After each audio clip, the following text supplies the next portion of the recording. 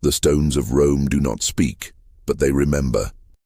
They have seen empires rise and fall, have felt the tremors of conquest, the weight of triumphal processions, and the silence that follows ruin.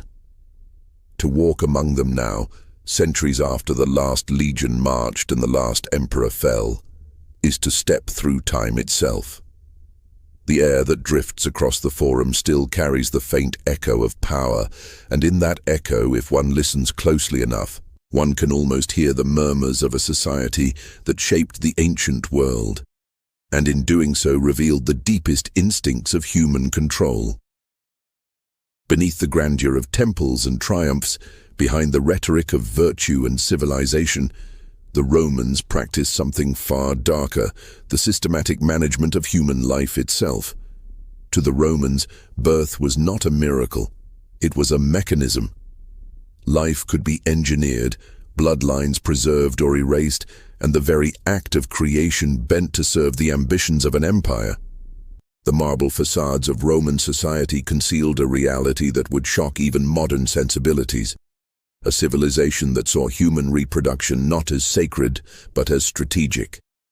They did not breed animals alone. They bred people, for labor, for lineage, for legacy. Every class, from the humblest slave to the noblest senator, was bound within this silent machinery of control. It began, as all human systems do, with necessity. The Republic's expansion across the Mediterranean brought wealth and land, but also a crisis of manpower. Armies had to be filled, estates maintained, and cities populated. The wars of conquest consumed men at a terrifying pace, and as the empire grew, so too did its hunger for bodies, soldiers, workers, servants, heirs. And where the natural rhythms of birth could not keep up, Rome began to intervene. The historian who studies these patterns does not find a single decree or a singular event that created Rome's breeding systems. Instead, what emerges is a web, a set of practices, laws, and customs that together reveal a chilling logic, that human life could be managed as property, optimized for strength, purity, and loyalty. It is this logic that defined the Roman family, the Roman household, and even the Roman state. At the heart of it stood the paterfamilias, the father, whose authority was absolute. He could decide who lived and who did not. When a child was born, it was laid at his feet. If he lifted it, the child lived and was accepted into the family. If he turned away, the newborn was discarded, exposed to the elements, or given away as a slave. The choice was not seen as cruelty, but as duty, a duty to preserve the strength and reputation of the household. In this single gesture lay the essence of Roman control, the power to decide which blood continued and which ended. For the Roman elite, lineage was destiny. Blood was everything. Marriages were arranged not for love, but for advantage, designed to merge estates, fortify alliances, and produce legitimate heirs. Women of noble birth were vessels of continuity, prized for fertility and fidelity. Their value was measured in wombs and sons, in the promise of inheritance. Roman matrons were expected to bear multiple children, not simply for the family's pride, but for the republic's strength. Even Augustus, the first emperor, made fertility a matter of law, granting privileges to women who produced 3 or more children, the eius trium liberorum, while penalizing those who remained childless. The state had reached into the home, legislating reproduction as a civic duty.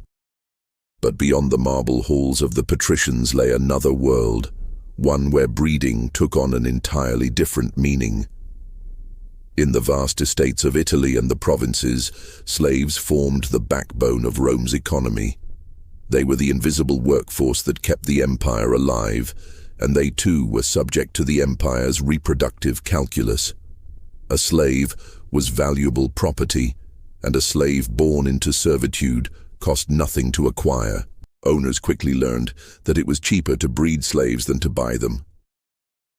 Across the latifundia, The massive agricultural estates that stretched across the countryside. Entire populations of enslaved men and women were forced into unions not of affection, but of economic efficiency. Their children, born into bondage, became the next generation of labor. It was human reproduction stripped of humanity. Records from Roman estates speak coldly of verni, slaves born in the household, as distinct from those purchased abroad. The verni were prized, raised within the domestic culture, often more loyal, more docile. Slave women were expected to produce, and their fertility was monitored as one would a herd. Owners rewarded prolific mothers, sometimes granting them lighter duties, better food, or the rare hope of manumission, freedom, if they bore enough offspring. The body of a woman became an economic resource, her motherhood commodified in the ledgers of the elite. Even within this cruelty there were hierarchies. Beautiful or educated slaves were bred not for field work, but for service. Concubines, tutors, musicians, companions. Some Roman masters fathered children with their slaves, acknowledging them as illegitimate offspring or selling them for profit. The boundaries between intimacy and exploitation blurred until they ceased to exist. The line between household and marketplace dissolved in the logic of ownership. This obsession with breeding was not limited to slaves or nobility, it permeated the entire social order. In the crowded tenements of Rome, the poor bore children in desperation, hoping that one might survive infancy or one day find patronage. In the villas of the elite, childbirth was a matter of public interest, celebrated with rituals and offerings. Roman religion itself sanctified fertility, from Venus Genetrix, the mother of Rome's people, to the household gods who guarded the family line. Yet beneath the hymns and offerings, a colder arithmetic governed life and death. If a child was weak or deformed, it was quietly removed. The philosopher Seneca, himself a moralist of the empire, wrote without hesitation that deformed infants were to be drowned. Compassion was weakness, strength was civilization. The historian walking these ruins feels the dissonance keenly. Here was a people who built aqueducts and libraries, who debated philosophy and justice, yet saw human life as clay to be molded, spent, and replaced. The paradox of Rome lies in that duality, the brilliance of its order sustained by the brutality of its control. Even its gods seemed to mirror this tension. Jupiter fathered endless progeny across heaven and earth, his divine conquests echoing the Roman ideal of virility and dominance. The myths were reflections of the men who told them, conquerors in heaven, masters on earth.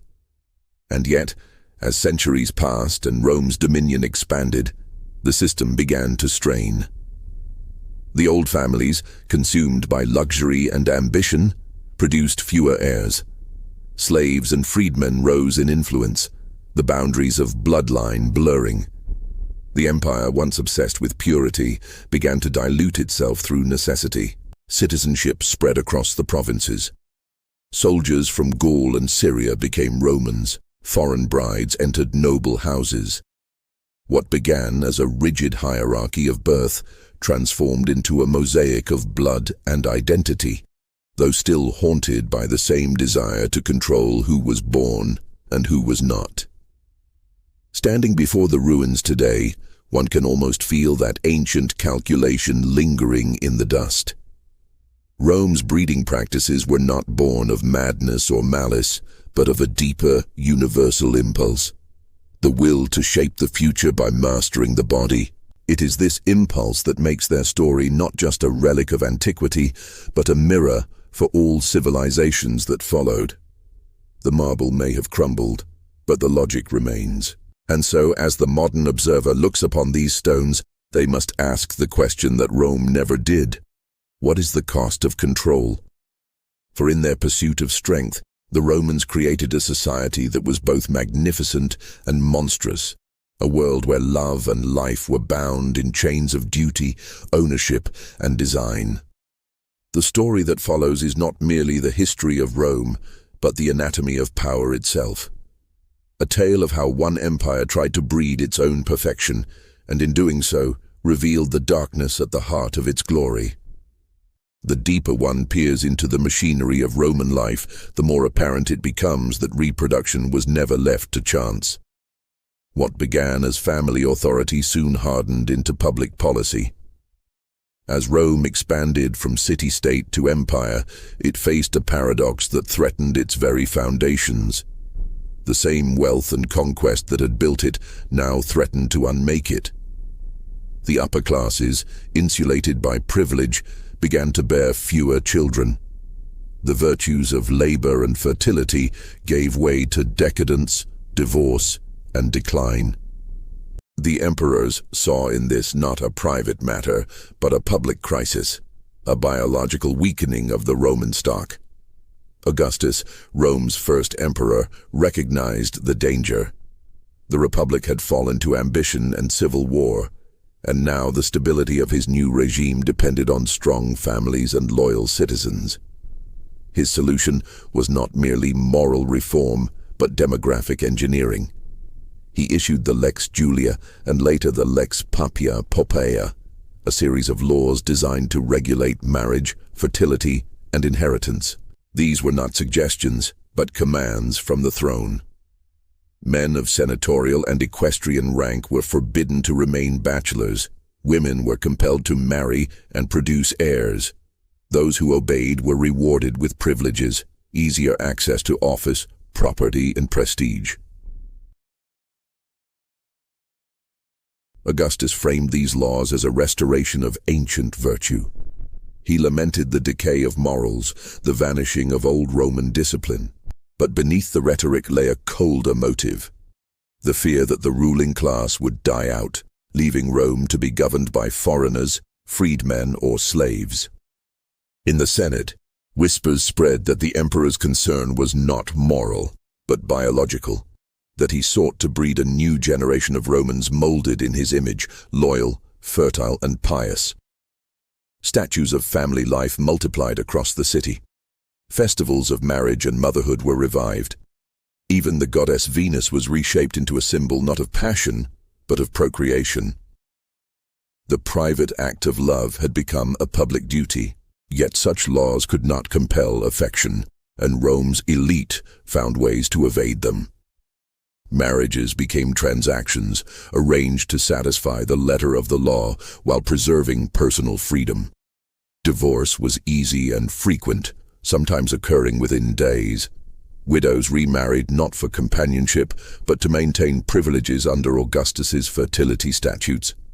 Children were conceived to fulfill quotas, their births celebrated not for love, but for legality. The very attempt to legislate virtue only exposed how deeply Rome's values had corroded. The family had become an instrument of state policy, and the cradle a political symbol. Beyond the palaces and marble streets, another form of breeding thrived, one that did not require law to sustain it. The slave markets of Rome were among the largest the world had ever seen, feeding the insatiable appetite of the empire for labor.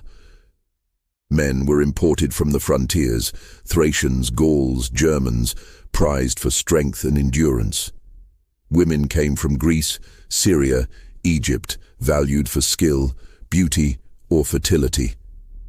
The slave traders were, in a sense, Rome's first genetic merchants. They catalogued human traits, priced bodies by potential, and sold them like livestock. Over time, however, a new realization took root among the wealthiest owners. Why rely on foreign supply when one could produce domestically? Thus emerged the internal slave breeding system, a quiet but pervasive institution. Estate owners selected their strongest or most desirable slaves and paired them strategically. Some were promised manumission after producing a certain number of children. Others were driven by coercion alone. Estate records describe these practices with chilling neutrality, noting productive slave women, recording births as property increases. There was no ceremony, no consent, only calculation. The offspring, born into servitude, became both legacy and commodity. Their existence increased the wealth of the master as surely as a harvest did. Roman agriculture, mining, and manufacturing all depended on this cycle of reproduction. Slaves were not only workers but capital. Some estates kept midwives and healers for the purpose of maintaining slave fertility. A pragmatic kindness meant only to protect investment. In large households, overseers known as vilici or matronae servorum were appointed to supervise breeding and childbirth. These were not myths, but daily realities, recorded in letters, manuals, and ledgers that still survive in fragments.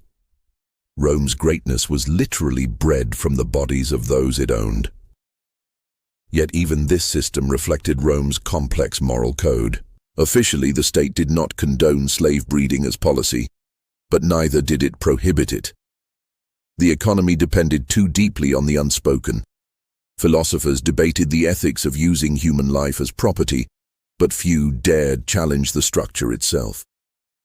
Cicero, who could write eloquently about justice and virtue, also owned hundreds of slaves. Seneca, moralist of the Stoics, advised mercy but never emancipation. Compassion was a private luxury, ownership was a public norm. The lines between law, morality, and economy blurred further in the imperial household itself. The emperors set examples that rippled through society. Augustus, seeking heirs, banished his own daughter Julia for adultery, making her a public warning against moral decay. Claudius later would marry his niece Agrippina to secure a dynastic union, her son Nero becoming heir to the throne. Bloodlines twisted into knots of politics and incest, the Roman ideal of purity transforming into pathology. The empire that once prided itself on order became a labyrinth of inheritance schemes, assassinations, and marriages engineered for power. Religion, too, played its part. The gods of Rome were not distant abstractions, but living forces entangled in every birth. Women prayed to Juno Lucina for safe delivery, offered cakes and incense to Venus for fertility, and sought the blessings of the Lares, the spirits of the household, to protect their children. Fertility festivals filled the calendar. The Matronalia, in March, honored marriage and childbirth, while the Lupercalia, the ancient rite of purification, saw young men run through the streets striking women with thongs of goat hide to ensure conception. What to modern eyes appears primitive was to Rome sacred theater, the merging of myth and biology, divine sanction for human breeding.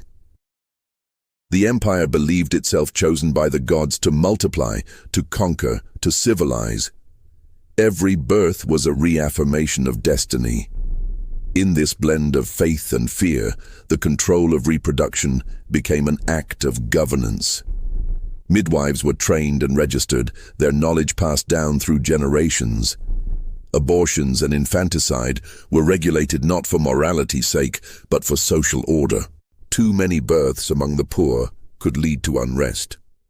Too few among the rich threatened succession.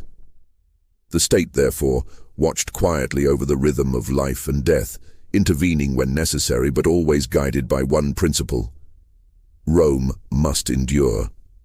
The irony is that the very system designed to preserve Rome's blood eventually diluted it. As citizens spread across the provinces, as soldiers settled with foreign wives, the boundaries of Roman identity blurred. By the time of Caracalla's decree in the 3rd century, granting citizenship to all free men of the empire, the dream of a pure Roman stock had vanished. The empire had bred itself into universality, a world of Romans without Rome.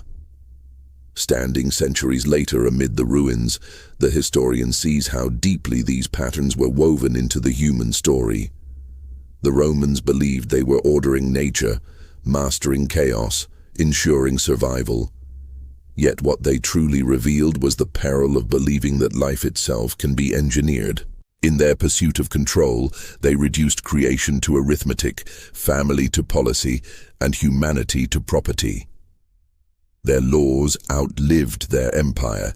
Their values echoed through centuries of hierarchy, patriarchy, and conquest. The stones are silent now, but the logic they embodied still whispers. That power lies in deciding who is born and who is not. And as the dust settles on the broken temples of their gods, the question lingers unresolved. Did Rome's greatness come from its will to dominate, or was it destroyed by the same instinct that sought to perfect it? For beneath the triumphs and the glory, beneath the marble and the law, lies a truth too often forgotten. That every empire in the end breeds not its heirs, but its own undoing. The rhythm of Roman life was dictated as much by the hearth as by the Senate. Within the walls of the Domus, the household became the crucible of the empire's future, the stage on which the delicate choreography of birth, family, and inheritance unfolded. The paterfamilias, the father of the household, was the axis around which every domestic decision revolved. His authority extended over the living and the unborn alike. He could approve marriages, accept or reject newborn children, and decide the allocation of family wealth. To disobey him was not merely a personal affront. It was a threat to the continuity of the household, and by extension, to Rome itself.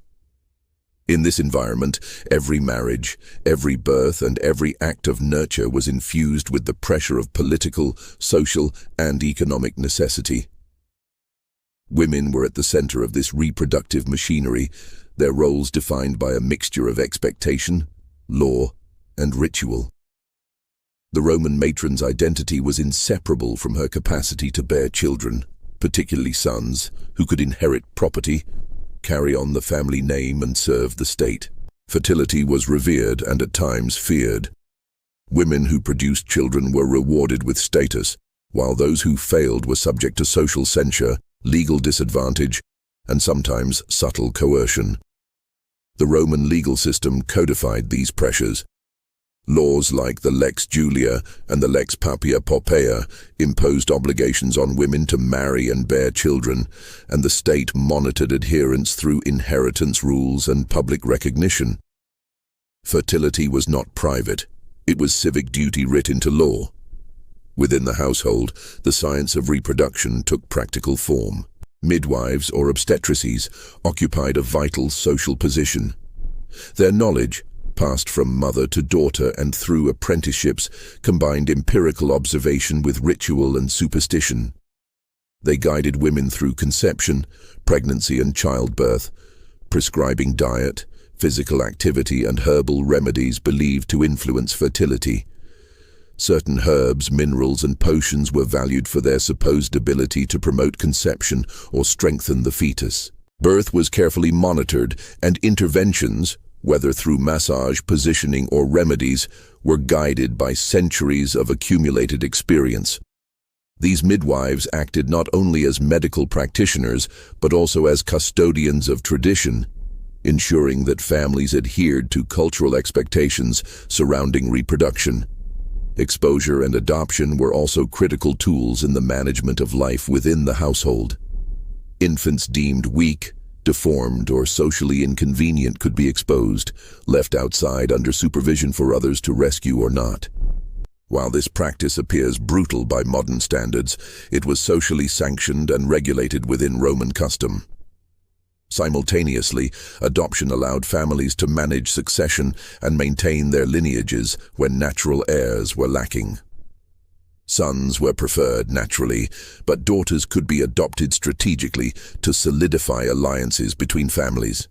These mechanisms illustrate the practical and deliberate approach Romans took toward population and inheritance. Life, while valued, was carefully managed in accordance with family strategy and social hierarchy. The household's physical environment also shaped reproductive outcomes. Spacious villas allowed for private spaces where women could rest and recover. Urban insulae, with their cramped quarters, presented challenges to maternal health. Sanitation, diet, and daily routines were understood empirically to affect fertility and infant survival. Wealthy families could invest in nurses, wet nurses, and medical attendants, while poorer households relied on communal knowledge, herbal remedies, and midwives whose expertise varied widely. These disparities meant that reproduction was not merely a biological process, but one deeply intertwined with class, resources, and knowledge. Religion and superstition imbued daily practices with symbolic meaning. Families offered prayers and sacrifices to Juno Lucina for safe delivery, consulted household spirits for protection, and observed festivals designed to promote fertility. Rituals extended beyond the domestic sphere. Public festivals like the Matronalia honored women who bore children, reinforcing the social expectation that reproductive success was both civic and sacred. Superstition guided behavior as much as medical knowledge did. Avoiding certain foods, observing omens, and performing protective rites were believed to influence outcomes in ways that empirical observation alone could not explain. In this intertwining of science, tradition, and faith, one sees the complexity of Roman approaches to reproduction, practical yet symbolic, controlled yet reverent. The economic and social pressures shaping reproductive behavior were amplified in households that included slaves. Domestic and agricultural slaves contributed not only labor, but also the raw material of future generations. Slave women were expected to bear children whose labor would increase household wealth, and midwives attending these births were acutely aware of the economic implications of fertility. The reproductive lives of slaves were closely monitored and managed, yet they were also subject to the cultural norms of the household. Marriages among slaves were recognized but subordinate to the authority of the master, who could approve unions, separate couples, or assign children as he saw fit. Here again, one sees the intersection of domestic management and social control. Reproduction was both a family matter and a statement of ownership. Education and inheritance further reinforced reproductive expectations. Boys and girls were taught early that family continuity was paramount. Fathers instructed sons in the duties of citizenship, the responsibilities of marriage, and the obligations of fatherhood. Mothers prepared daughters to become fertile, loyal, and socially adept matrons. These lessons were reinforced by the rewards and penalties embedded in law and social custom. Children produced the honor and security of the household, while failure to continue the line brought shame and economic disadvantage. In this context, reproduction became a structured performance, one in which every member of the household participated according to their role and status. Medical knowledge, family law, and ritual did not exist in isolation. They were mutually reinforcing. The midwife's remedies were guided by observation of infant survival and maternal health, which in turn was shaped by the household's resources and the father's authority. Laws codified behavior that was already culturally valued. Marriage, fertility, succession, and care of the household were intertwined in a system designed to maximize survival, maintain wealth, and reinforce social hierarchy. Even as the empire expanded and absorbed new peoples, these domestic principles were exported and adapted, ensuring that the Roman approach to reproduction remained a defining feature of its civilization. The complexity of these domestic and medical structures reveals the duality of Rome's vision: reverence for life within the household, coupled with an uncompromising pragmatism that treated reproduction as a tool for social stability. The empire did not simply grow through conquest. It grew through meticulous management of human life, from the elite patrician to the enslaved laborer. Fertility was curated, succession was engineered, and the household became a laboratory of empire. In observing these practices centuries later, one recognizes a society that understood the delicate balance between biological potential and social expectation, and sought to regulate both with remarkable precision. Yet the historian cannot help but note the tension inherent in this system. Within every household, life was both protected and constrained. Love and duty coexisted uneasily with obligation and control. Fertility was celebrated, yet failure was punished. Birth was a blessing, yet it was also a responsibility fraught with risk. The domestic sphere, the crucible of empire, exemplifies Rome's broader paradox. Its pursuit of continuity and order relied on an intricate network of social, medical, and legal mechanisms, which in turn imposed control on bodies' choices and destinies. It was here, in the intimate spaces of family life, that the empire's obsession with bloodlines and reproduction became most tangible. And as the modern observer traces these patterns, it becomes clear that Rome's story is not merely one of conquest and empire, but of domestic mastery, scientific observation, and moral calculation. The management of human life at the household level mirrors the control exercised across the provinces, the cities, and the Senate. Fertility, inheritance, and succession were not merely private concerns. They were instruments of governance, shaping the very foundation of Roman society. The legacy of this system is both profound and unsettling, revealing a civilization in which the management of life itself was inseparable from the pursuit of power. Beyond the walls of the Domus, the empire extended its reach into every aspect of life, ensuring that the rhythms of reproduction aligned with the ambitions of Rome itself. The state, like the paterfamilias at home, exercised authority over birth, marriage, and succession, but on a scale that encompassed millions of citizens across continents. Every law, every census, and every public ritual was a means of regulating the population, of harmonizing individual life cycles with the needs of the empire. Reproduction in this context became an instrument of governance, a tool to shape both the body politic and the very lineage of the Roman people. Central to this system were the laws of Augustus, carefully designed to encourage marriage and childbirth among citizens of the upper classes. These measures were not merely symbolic, they carried tangible social and economic consequences. Men who remained unmarried or childless faced restrictions on inheritance and office holding, while women were encouraged, and at times pressured, to bear multiple children. These laws were reinforced through the bureaucracy of the state. Census records monitored family size, magistrates enforced compliance, and public records documented lineage.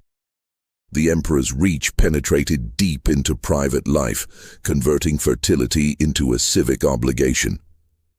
By legislating reproduction, Rome sought to ensure that its ruling classes would remain robust, its power consolidated, and its citizens invested in the continuity of the empire. Yet the Romans understood that law alone could not produce loyalty or life. Ritual, ceremony, and public spectacle became equally important in reinforcing reproductive norms. Festivals such as the Matronalia and the Lupercalia were designed to celebrate fertility and encourage procreation. During the Matronalia, married women received gifts from their husbands and participated in ceremonies honoring Juno, goddess of marriage and childbirth. The Lupercalia, by contrast, employed symbolic gestures, often dramatic and public, to encourage fertility and the continuity of families. These events were more than religious observances, they were civic instruments, reminders that the health of the state depended upon the multiplication of its citizens. Public participation reinforced private behavior, binding individual desire to collective expectation. Imperial policy extended further into the management of succession and inheritance. Roman elites were acutely aware that the stability of their families mirrored the stability of the state. Adoption became a common practice, particularly among those without biological heirs, allowing families to secure their legacies while maintaining the appearance of continuity. Prominent emperors, including Augustus, Tiberius, and Claudius, relied upon adoption to designate successors, highlighting the political and social weight attached to the control of lineage. In this sense, adoption was a deliberate strategy, a tool of both family preservation and imperial governance. It exemplified the intricate interplay between private life and public authority, revealing how the management of reproduction extended far beyond the individual household. The census, too, played a subtle yet critical role in the empire's reproductive strategy.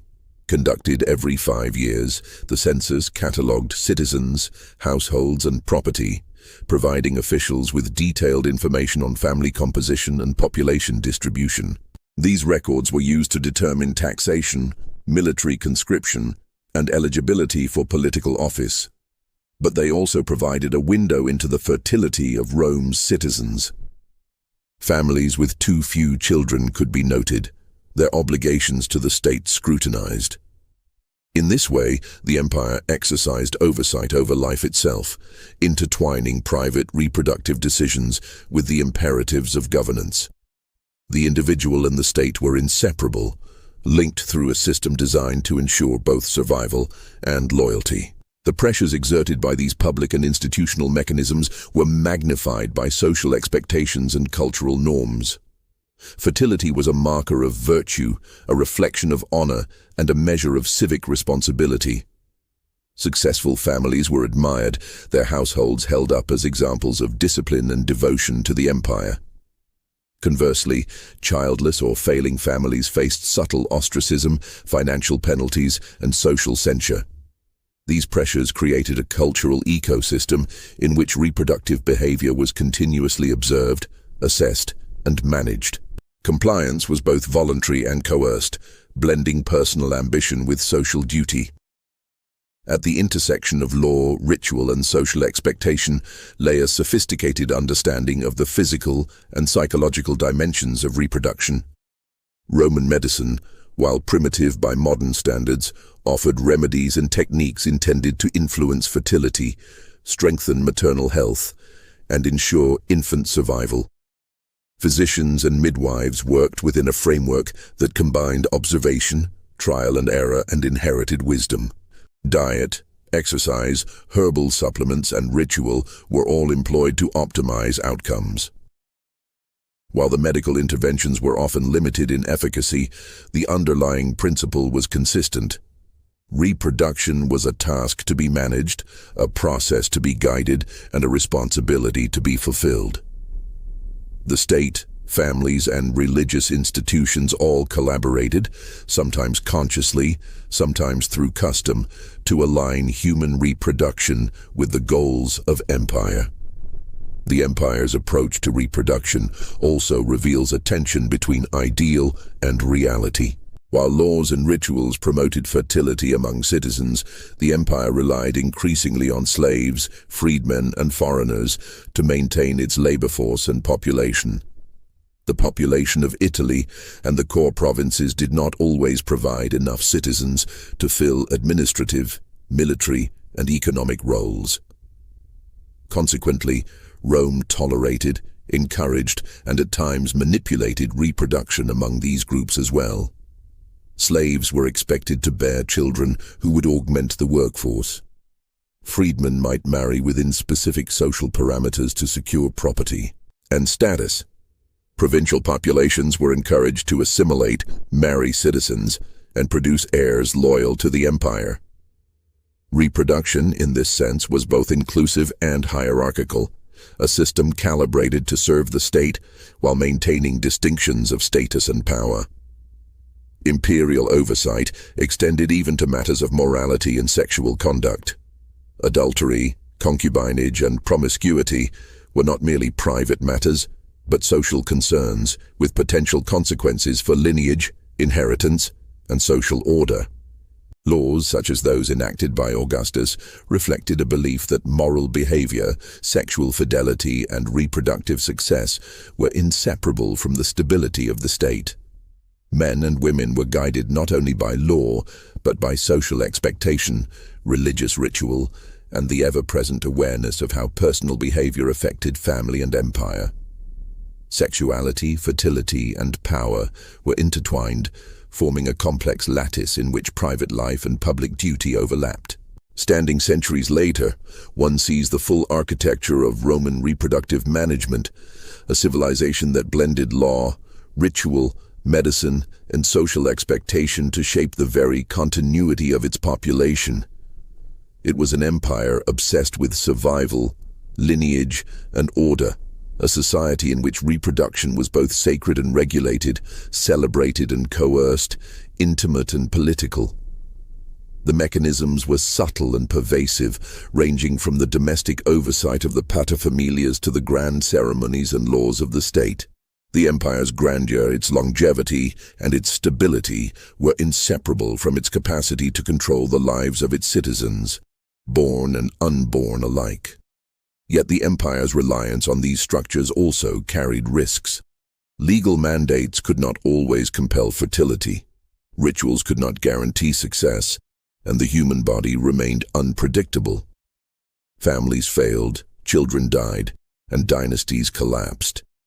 Even in its precision, the system was vulnerable, revealing the tension inherent in a civilization that sought to master both nature and society. The management of reproduction was as much an experiment in governance as it was a reflection of cultural values, and it illustrates a recurring theme in human history: the desire to shape life itself, and the persistent tension between control and uncertainty. As the ruins of Rome endure, one can trace the echoes of these policies and practices in the remnants of public spaces, inscriptions, and ritual sites. The stones whisper of laws that sought to legislate love, ceremonies that sanctified birth, and the ceaseless attention of an empire striving to secure its future. The story of reproduction in Rome is therefore not only a story of individuals and households, but a narrative of statecraft, of policy, and of the relentless human desire to direct the course of life itself. It is a story in which intimacy, law, religion, and ambition are inseparably bound, and in which the pursuit of continuity illuminates the broader character of one of history's greatest civilizations. Rome's grandeur was built upon bodies. The labor of enslaved men and women fueled the farms, the workshops, the mines, and even the households of the elite. Yet in this empire, labor alone was not enough. Continuity required reproduction. The children of slaves were themselves property, their births carefully noted, their potential assessed for usefulness, loyalty, and skill. Within this system, the boundaries between family ownership and political strategy blurred. Children born to enslaved mothers were both an economic resource and a mechanism to perpetuate control. Owners viewed fertility as an asset, and midwives and overseers were enlisted to safeguard it, ensuring that the flow of human capital remained uninterrupted. The social hierarchy dictated the reproductive roles of every individual. Freeborn citizens bore the civic responsibility of producing heirs to inherit wealth, uphold family honor, and serve in military or administrative capacities. Slaves, by contrast, bore no such personal obligations. Their reproduction existed purely for the benefit of their masters. Fertility, in this sense, was inseparable from status. The elite had both privilege and expectation, rewarded by inheritance and social recognition. The enslaved had obligation without reward, their lives and those of their children measured by productivity and utility. Concubinage added another layer of complexity to these dynamics. Not every union among the elite was formalized by marriage. Concubinage allowed men to form reproductive relationships without conferring full legal or social recognition upon their partners or offspring. Such arrangements were regulated and accepted within Roman custom. Children of concubines could be acknowledged, sometimes even integrated into the household for purposes of succession, though they remained socially subordinate to legitimate heirs. This system provided flexibility, allowing men to satisfy familial, political, and social imperatives simultaneously. Reproduction was thus mediated by law, custom, and practical ambition. Slavery itself was deeply entwined with reproductive control. Estate owners often made deliberate choices regarding which individuals were paired for the production of children. Records suggest that productive slave women were monitored, rewarded, or coerced according to their fertility. Their health, diet, and labor schedules were carefully managed, creating an environment in which the human body became a form of capital. The offspring, born into servitude, would inherit their mother's status and obligations, becoming another link in the economic chain that bound the empire together. Birth was a transaction, survival a calculation, and life itself a commodity. Yet even within this seemingly rigid structure, social and emotional complexity persisted. Families among slaves could form, marriages could be recognized privately, and loyalty could be cultivated across generations. Freedmen, those who had escaped bondage through manumission, often sought to maintain ties with their former households and integrate their children into Roman society. This created a nuanced spectrum of reproductive life, stretching from coercion to choice, from property to nascent citizenship. The state's interest in population and productivity extended across these levels, reflecting both the ambition and pragmatism that underpinned Roman social order. The mechanisms of reproductive control in slavery and concubinage were mirrored in cultural and moral codes. Philosophers and moralists often reflected upon the responsibilities of the elite to manage households wisely. Seneca, for example, advised moderation and attention to family life, while the Stoics emphasized duty to both household and state. These teachings were embedded within broader societal expectations, guiding behavior and providing justification for interventions in marriage, fertility, and succession. Control of reproduction was thus not merely economic or political, but moralized, woven into the fabric of elite identity and societal order. In the broader urban context, the dynamics of reproduction intersected with population pressures, economic stratification, and labor management. Cities like Rome and Ostia were densely populated, with high infant mortality and limited resources. Families navigated these pressures, making pragmatic decisions about marriage, childbirth, and household composition. Fertility, health, and social opportunity were intertwined. Choices made in one household reverberated through the broader social fabric. The city itself became an arena in which reproduction, survival, and social mobility were inextricably linked. Reproductive control extended to the very bodies of women in elite and subordinate classes alike. While the paterfamilias, the state, and social expectation guided their behavior, women often exercised agency within these constraints.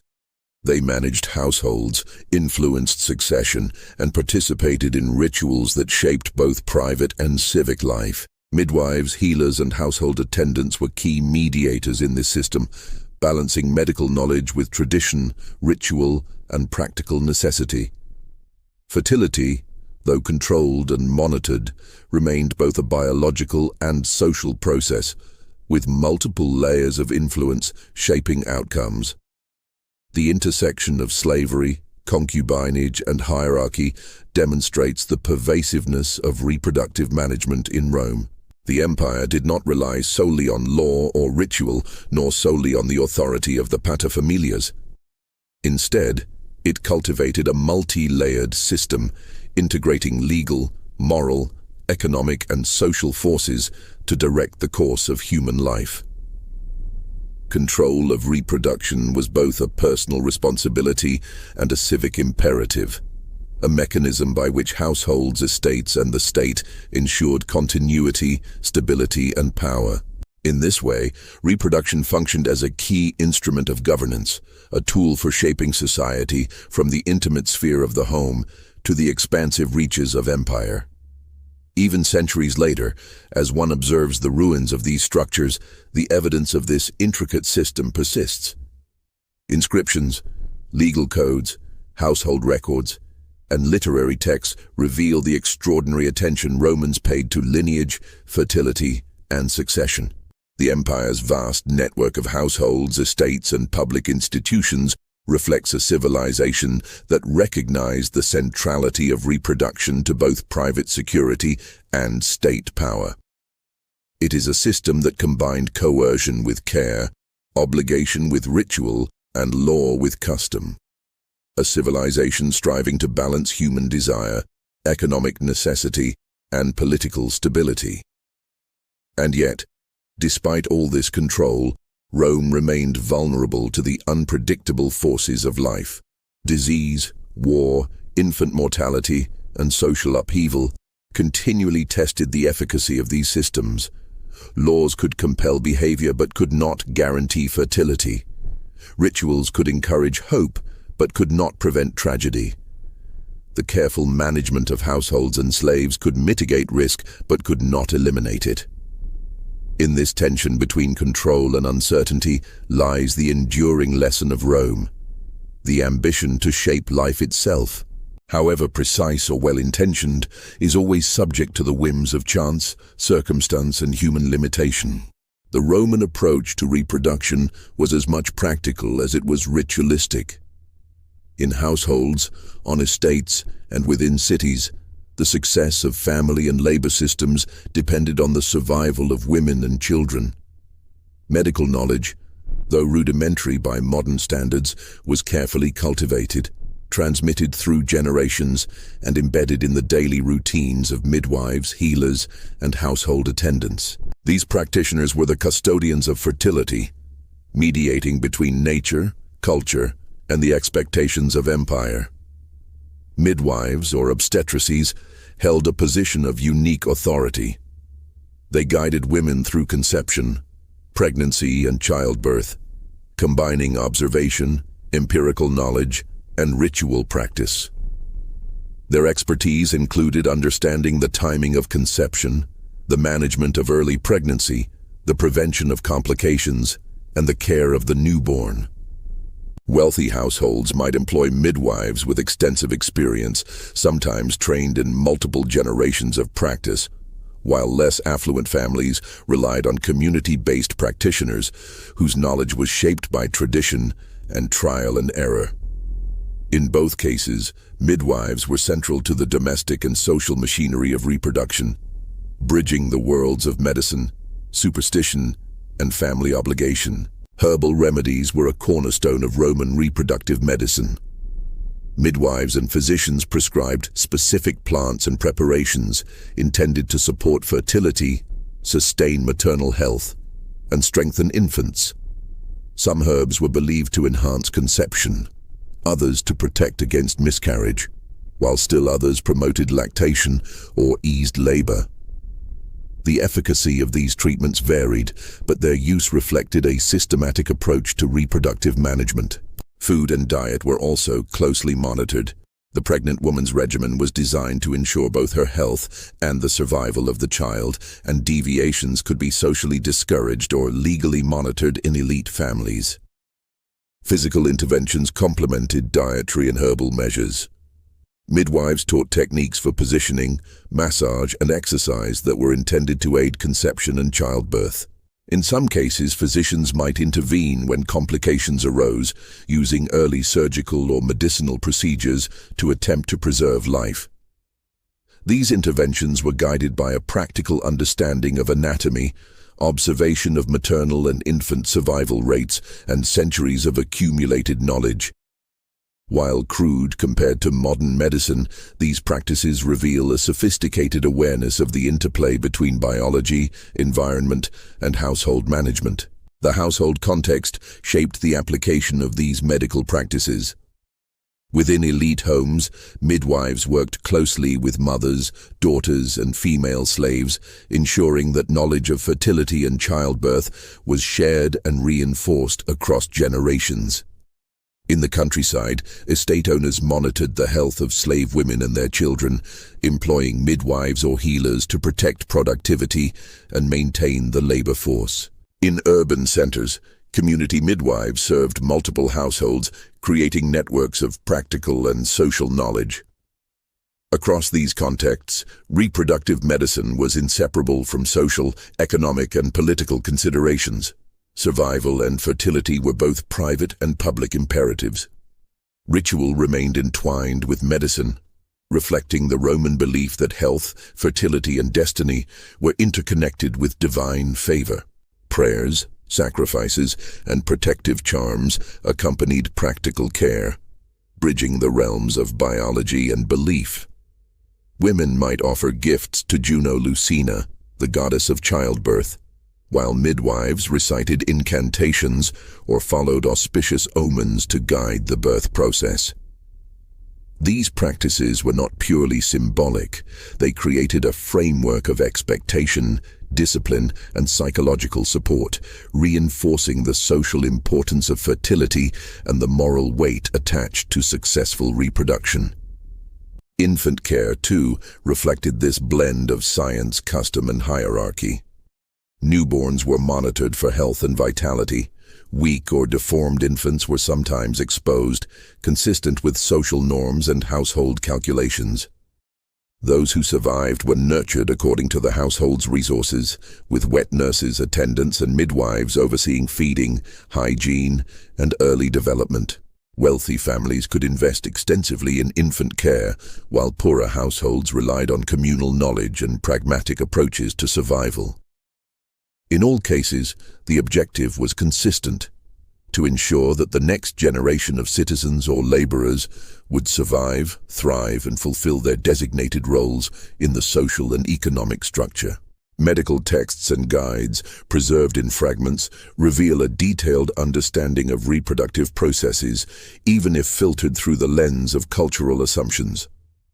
Authors like Soranus of Ephesus, writing in the early imperial period, described methods for promoting fertility, maintaining maternal health, and managing childbirth complications. These works emphasize observation, careful management, and systematic practice, reinforcing the Roman commitment to the regulation of life. Knowledge was codified, transmitted, and integrated into both domestic and institutional frameworks, demonstrating how the state, household, and professional practitioners collaborated, consciously or unconsciously, in the management of reproduction. The integration of medical practice into social, domestic, and ritual frameworks illustrates the sophistication of Roman reproductive culture. Fertility and childbirth were never treated as purely natural or random. They were managed, observed, and directed through a combination of knowledge, law, ritual, and social expectation. Households became laboratories of survival, estates functioned as centers of productivity, and the empire relied upon the careful orchestration of these practices to maintain both its population and its social order. The human body, while subject to chance and biology, was also a site of careful oversight, reflecting the broader ambition of Rome to shape life itself. Yet, despite centuries of observation and intervention, the Romans remained vulnerable to the unpredictability of nature. Disease, famine, and infant mortality persisted as threats. Even the most careful management of fertility and childbirth could not guarantee survival, and the empire continually adapted, integrating new practices, herbs, and knowledge from across its provinces. This constant negotiation between control and uncertainty underscores a central theme of Roman life: the desire to direct human fate while remaining at the mercy of forces beyond comprehension. Reproductive medicine in this context was both a tool and a reflection of a civilization striving to master the most intimate and essential aspects of life. Standing centuries later, one sees how deeply these practices were embedded into the fabric of Roman society. Medicine, midwifery, and ritual were not isolated phenomena. They were part of a coordinated system that linked the household, the labor force, and the state. Fertility was a matter of survival, inheritance, and civic responsibility. Life and death, productivity and legacy were managed with careful attention, blending observation, custom, and belief. The story of Roman reproduction, viewed through the lens of medical practice, reveals a civilization that sought to harmonize biology, culture, and power in a complex, deliberate, and enduring system. In the earliest hours of life, the fate of a Roman child was never guaranteed. Infant mortality was high, and survival depended on more than chance. It was the product of domestic vigilance, medical knowledge, and social calculation. The newborn duress first cries were not merely signs of life, but signals to the household that a new cycle of responsibility, inheritance, and social continuity had begun. The paterfamilias, as the ultimate authority within the home, held the power to accept or reject a child, a decision imbued with both practical and moral significance. Acceptance meant integration into the family line, education and protection. Rejection, the act of exposure, could consign the infant to death, adoption, or uncertain survival elsewhere. Exposure, though abhorrent to modern sensibilities, was a socially recognized practice. Infants deemed weak, deformed, or unwanted due to economic or social considerations were sometimes left in designated locations, often with the hope that they might be rescued by others. The act was not arbitrary. It followed long-standing conventions that balanced the household's survival with cultural and legal norms. While it may appear harsh, exposure was part of a calculated system of population management, reflecting both the fragility of life and the pragmatic considerations of Roman families. These decisions, made at the threshold of life, highlight the tension between parental authority, economic necessity, and societal expectation. Adoption offered an alternative path, transforming potential loss into strategic advantage. Families without natural heirs could integrate a child into the household, sometimes from extended kin, sometimes from outside the family altogether. Adoption was not merely an emotional decision, but a political and economic instrument. Adopted children could inherit property, carry on the family name, and fulfill roles within civic, military, or religious life. The practice ensured continuity, preserved wealth, and reinforced alliances between families. Through adoption, Romans managed both risk and opportunity, blending personal affection with calculated planning for the household's future. The mechanisms of infant survival extended beyond legal and social structures to practical care. Midwives and wet nurses played a crucial role in the early days of life, monitoring health, feeding, and hygiene. Nutrition and maternal care were closely observed, as the well-being of both mother and child had profound consequences for family continuity. Wealthier households could employ trained wet nurses, ensuring careful attention and specialized care, while less affluent families relied on familial networks and community midwives. In every context, survival was intimately connected with social status, resources, and the transmission of knowledge from one generation to the next. Ritual and superstition remained intertwined with these practices. Protective charms, prayers to household gods, and offerings to deities such as Juno Lucina reflected the belief that life itself was subject to divine influence. The first days of life were marked by ceremonies intended to secure the infant's health and integrate the child into the household and broader social order. Naming rituals, dedications, and celebrations reinforced the child's social identity, while signaling the household's compliance with moral and religious expectations. In this way, life and survival were framed not only as biological events, but as acts embedded within a moral and cultural cosmos. The ethical dimensions of these practices reveal the duality of Roman thought. Life was valued, yet measured against the practical imperatives of survival, status, and continuity. Parental authority, legal frameworks, and social norms all converge to define which children would live, thrive, and inherit, and which would be abandoned or redirected through adoption. These choices illuminate the tension between individual attachment and societal expectation, between compassion and pragmatism, and between the intimate sphere of the household and the imperatives of the state. Even within this system of careful management, uncertainty remained pervasive. Illness, famine, and accidents could undo the best-laid plans. Infants were vulnerable to forces beyond human control, reminding Romans that despite law, ritual, and medicine, life retained its fragility. Families and households responded by combining observation, tradition, and innovation. Careful monitoring of maternal health, investment in infant care, and reliance on skilled midwives. Each successful birth represented not only biological survival, but the fulfillment of social, economic, and civic responsibility. In the broader context of empire, these practices reinforced hierarchy and social order. Freeborn citizens, wealthy or politically connected, exercised authority over household reproduction, while slaves' fertility was directed to serve economic interests. Adoption and exposure created flexibility within the system, ensuring the continuity of elite families and the productivity of the labor force. Rituals and medical practices reinforced compliance, while legal codes provided consequences for neglect or failure.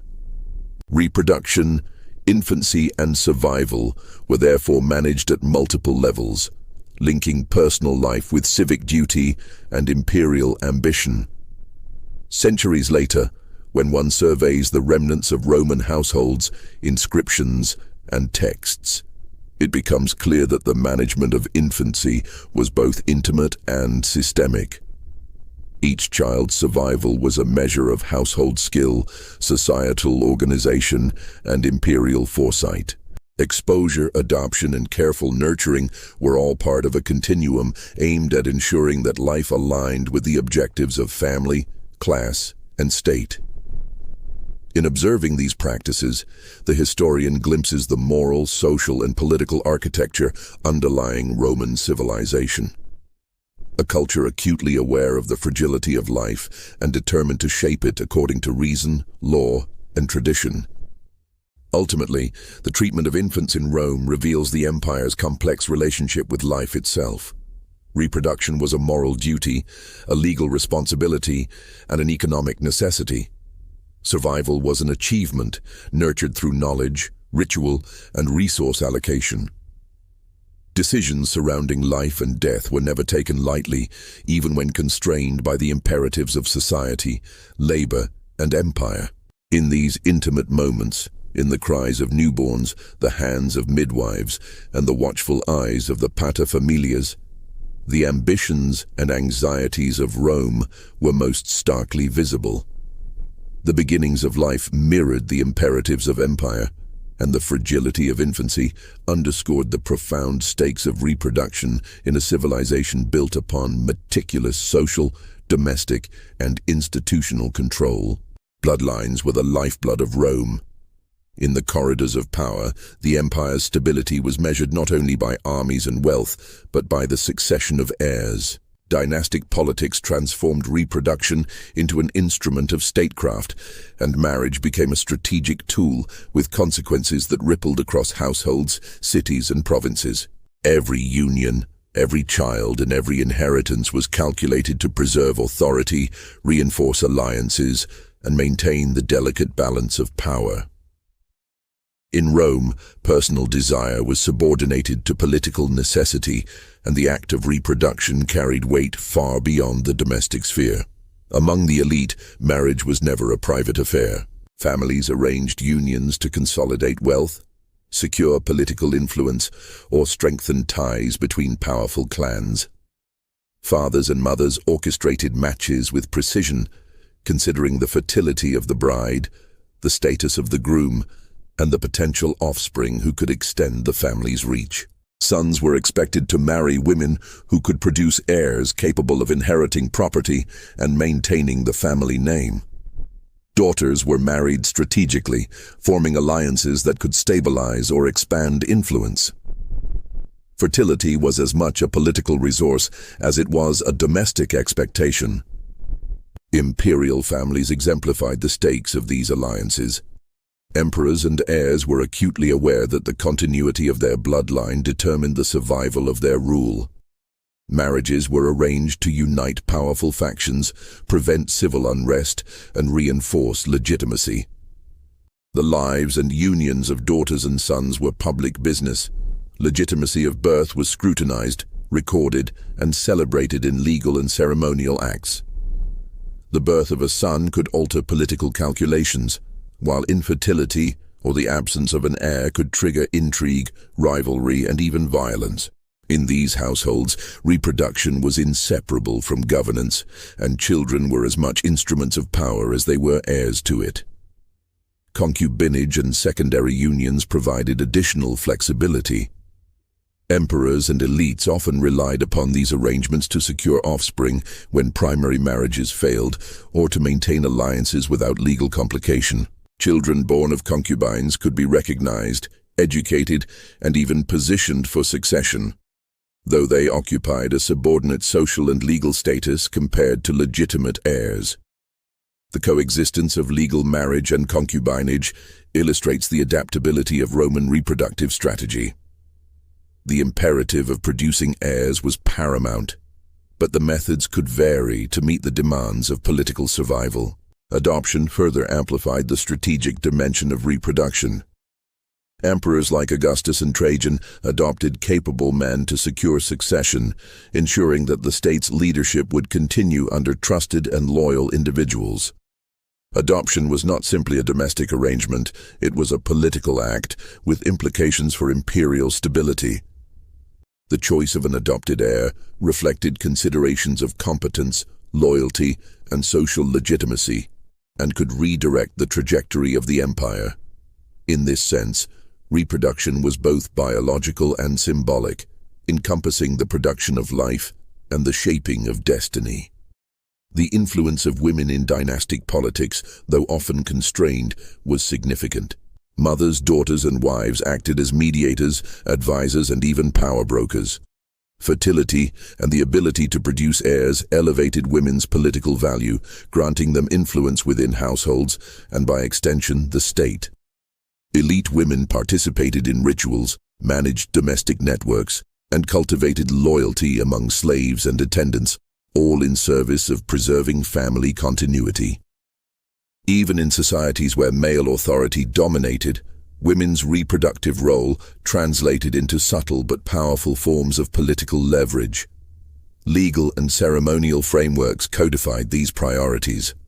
Laws governing inheritance, legitimacy, and marital fidelity reinforced the link between reproduction and governance. Naming conventions, public recognition of children, and property transfers ensured that offspring were integrated into both family and state structures. Fertility was not a private matter, it was enshrined in law, ritual, and public expectation. The empire's continuity relied upon the successful orchestration of these systems, intertwining the most intimate acts of life with the grand machinery of power. The stakes of dynastic reproduction were evident in crises and scandals. Infertility could destabilize alliances. Unexpected deaths could provoke succession disputes. Political rivals could exploit the absence of heirs to challenge authority. Histories recount the careful monitoring of marriages, the pressure on women to bear children, and the manipulation of heirs to secure loyalty. These stories reveal a civilization acutely aware of the fragility of its political foundations and determined to fortify them through reproductive management. Even as the empire expanded and absorbed diverse populations, these dynastic imperatives shaped Roman society. Marriages between citizens and provincial elites created networks of loyalty, while the management of heirs and succession reinforced social hierarchies across regions. Fertility, inheritance, and marriage became instruments of governance, linking family continuity to imperial ambition. The personal, domestic, and political spheres were inseparably connected, each reproductive decision carrying consequences that resonated far beyond the household. Standing centuries later, one observes a society in which reproduction was not merely a biological act, but a fulcrum of power. Bloodlines determined authority, marriage negotiated influence, and the birth of heirs preserved the continuity of both family and state. The intimate act of procreation was elevated to a strategic enterprise, its outcomes recorded, celebrated, and manipulated to serve the imperatives of empire. Rome's obsession with lineage, succession, and dynastic continuity reflects a civilization in which the private and the political were inseparably entwined, and in which the management of life itself was a central instrument of governance.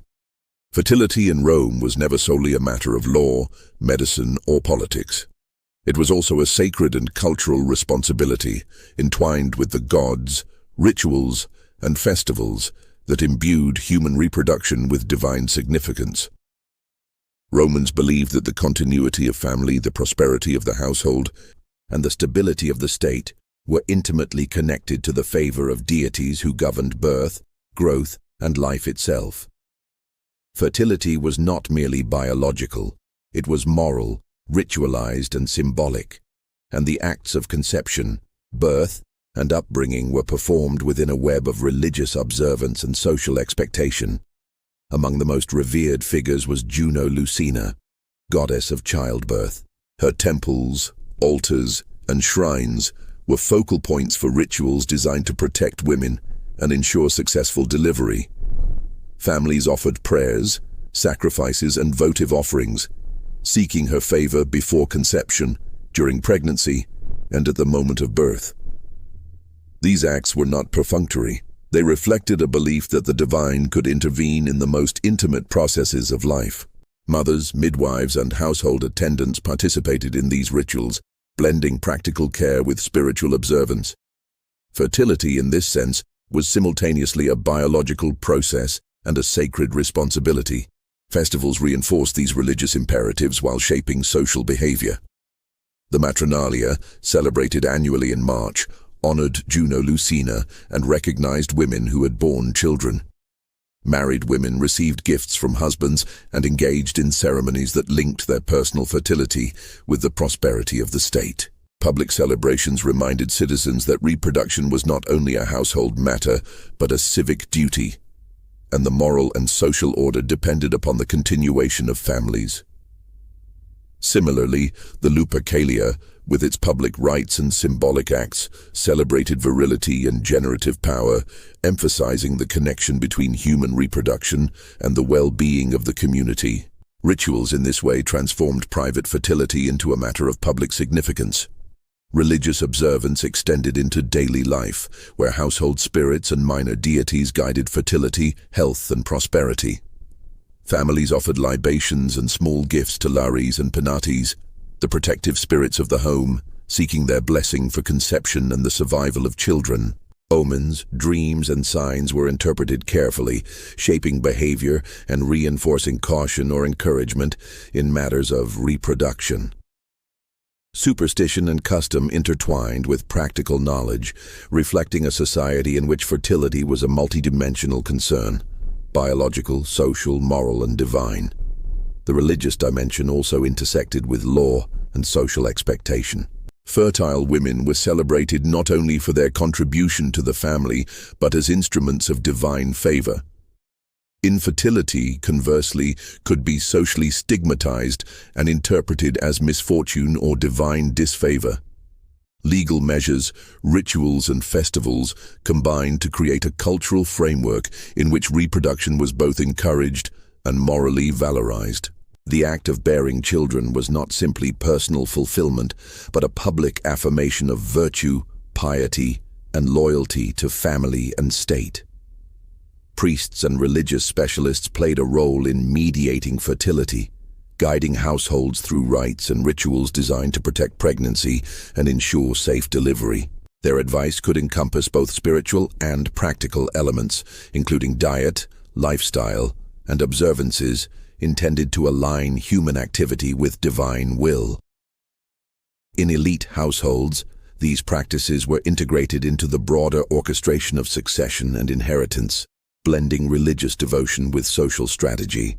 Fertility in this way became a bridge between the sacred and the civic, between private desire and public obligation. Even beyond the urban elite, fertility rituals shaped daily life. Rural households participated in seasonal ceremonies, offered sacrifices at local shrines, and observed taboos related to conception and childbirth. These practices reinforced social cohesion and moral norms, linking reproductive behavior with the rhythm of the land, the calendar, and the gods' favor. Fertility was celebrated, monitored, and guided at every level of Roman society, illustrating how deeply the reproductive cycle was embedded in the cultural and spiritual fabric of the empire. Religious frameworks also provided a moral lens through which reproduction was judged. A woman's fertility was tied to her virtue, a family's reproductive success to its honor, and the survival of children to both diligence and divine favor. These beliefs created a system in which human life was carefully valued, celebrated, and regulated, yet always understood as subject to forces beyond control. Medicine, law, and social expectation were supplemented by ritual and devotion, blending the tangible with the transcendent. Standing centuries later, one can see that Roman fertility rituals were more than ceremonial. They were a vital part of the empire and its strategy for continuity and cohesion. Religious observance legitimized social and legal structures, supported the management of reproduction, and reinforced cultural hierarchies.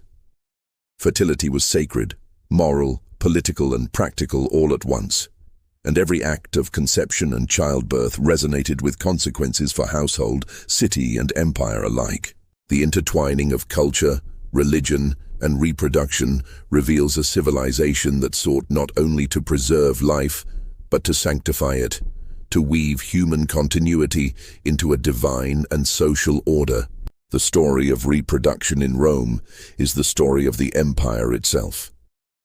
A civilization that sought to order life, govern desire, and harmonize private behavior with public ambition.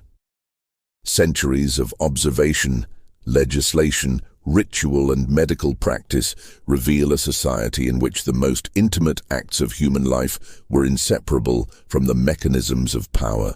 Fertility, marriage, childbirth, and succession were managed not only for personal or familial benefit, but for the stability of households, the continuity of elite lineages, and the cohesion of the state. Rome understood that the survival of the empire depended upon its ability to shape the rhythms of life itself. The combined weight of law, ritual, social expectation, and medical intervention created a system of remarkable complexity. Paterfamilias exercised authority over domestic reproduction. Midwives and physicians mediated fertility and childbirth. Priests and household spirits guided rituals. Imperial decrees codified obligations, and public ceremonies reinforced the moral and civic importance of fertility. Every layer of Roman society, from enslaved mothers to imperial heirs, was involved in a delicate dance in which life, survival, and continuity were continuously managed. Fertility was celebrated, monitored, and constrained, producing a civilization acutely aware of both the potential and fragility of human life. This system carried profound consequences for Roman society. Social hierarchies were reinforced through reproductive management. Citizens and elites were expected to produce heirs, while slaves were compelled to reproduce for economic gain. Adoption, concubinage, and marriage alliances allowed flexibility, enabling households to adapt to mortality, infertility, and political necessity. Rituals and religious observances sanctified these practices, transforming biological processes into acts of moral and civic significance. Medicine and midwifery addressed the practical realities of survival, attempting to mitigate the unpredictability of birth and childhood. The interplay of these forces created a civilization in which reproduction was a nexus of personal responsibility, social obligation, and imperial strategy. Yet despite all this control, uncertainty remained an ever-present companion. Infant mortality, disease, and the vagaries of human health could undo the most careful planning. Laws could guide behavior, but could not guarantee fertility. Rituals could invoke favor, but could not ensure survival. Even in households of wealth and influence, life remained fragile, underscoring the limitations inherent in human ambition. The Roman approach to reproduction, however meticulous, was a negotiation with forces beyond their command, a constant balancing of desire, duty, and circumstance. The legacy of this reproductive management extends far beyond the ruins of Rome. It shaped social norms, cultural expectations, and legal structures that influenced later civilizations. The intertwining of family, state, and ritual demonstrated the profound consequences of managing life at both private and public levels. It illuminated the ways in which human societies attempt to control continuity, legitimize authority, and sanctify existence. Fertility was never merely biological, it was economic, political, moral, and sacred, a lens through which the Romans understood their place in the cosmos and the obligations of power. In observing the empire through the lens of reproduction, one sees the persistence of human ambition, the desire to direct life, secure continuity, and integrate private existence with public order. Rome's meticulous systems reveal a civilization both pragmatic and idealistic, capable of immense organization while remaining subject to the unpredictability of nature. Birth, marriage, and survival were continuously regulated, celebrated, and contested, forming a framework that reinforced social hierarchy, sustained labor systems, and preserved dynastic authority. Standing centuries later, the historian or mythic observer can perceive the empire as obsession with continuity as both its strength and its vulnerability. The management of reproduction was a testament to Rome's commitment to order, to the careful orchestration of life, and to the intertwining of human endeavor with moral, legal, and divine frameworks. Yet, for all its control, the empire remained subject to the inexorable uncertainties of birth, mortality, and fortune, reminding us that even the greatest civilizations are bound to the rhythms of life itself. The story of Roman reproduction, then, is not merely a chronicle of households and laws, midwives and emperors. It is a reflection of the empire's broader character: disciplined, hierarchical, ritualistic, pragmatic, and ultimately human. Fertility, survival, and legacy were inseparably linked, producing a civilization that sought to master the intimate and essential forces of life while acknowledging the limits of its power. In this intricate interplay of biology, law, ritual, and society, the dark and luminous sides of Roman life converge, revealing the remarkable lengths to which one of history's greatest civilizations went to secure its future. And so, as one leaves the intimate spaces of the Domus, the bustling streets of the city, and the ceremonial arenas of ritual, it becomes clear that Rome's true power lay not only in armies or infrastructure, but in the careful, relentless management of human life itself. Every household, every child, and every ritual was a thread in the fabric of empire, each contributing to the continuity and grandeur of Rome. The empire's endurance was written not only in stone and statute, but in the living, breathing descendants of its citizens, bound together by obligation, belief, and the unyielding pursuit of survival. Centuries later, the echoes of Roman life remain embedded in stone, text, and ritual. The grandeur of the empire, its triumphs and tragedies, were not sustained by armies alone, but by the intimate, deliberate orchestration of life itself. Every birth, every marriage, every household decision carried weight far beyond the home, shaping dynasties, reinforcing hierarchies, and securing the continuity of a civilization that spanned continents. We have glimpsed the world behind the walls, midwives guiding mothers through the perilous hours of childbirth, priests invoking divine favor, fathers wielding authority over life and death, and emperors orchestrating alliances through marriage and adoption. We have seen the convergence of law, ritual, medicine, and social expectation, each reinforcing the other in a complex system designed to manage the most personal yet politically potent human acts: reproduction, survival, and legacy. In tracing these practices, one sees both the brilliance and the darkness of Roman society. It was a world where life was cherished yet controlled, celebrated yet constrained, natural yet instrumentalized for power and order. Fertility was a tool, a responsibility, and a symbol, one that shaped not only families and households, but the very destiny of the empire. As we leave the streets, homes, and temples of Rome behind, we are reminded that civilizations are measured not only by monuments or victories, but by how they manage the most fundamental of human concerns: the birth, survival, and continuity of life. The Romans, with their rituals, laws, and ambition, offer a window into the lengths a society will go to secure its future. revealing both the ingenuity and the imperfection of humanity itself. In reflecting on their practices, we confront the profound truth that the intimate acts of daily life, birth, family, and survival, are inseparable from the structures of power, culture, and belief that define civilization. And in that reflection, we find a story that is at once ancient and enduring, one that continues to challenge, fascinate, and illuminate the human condition.